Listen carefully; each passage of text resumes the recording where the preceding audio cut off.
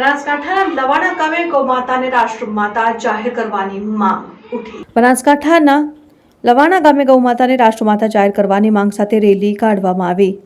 લોકસભા ચૂંટણી નજીક છે, હવે બનાસકાંઠામાં ગૌમાતાને રાષ્ટ્રમાતા જાહેર કરવાની માંગ ઉગ્ર બની છે। લાખણી તાલુકાના લવાણા ગામે ગૌમાતાને રાષ્ટ્રમાતા જાહેર કરવાના સૂત્ર સાથે રેલી કાઢવામાં આવી।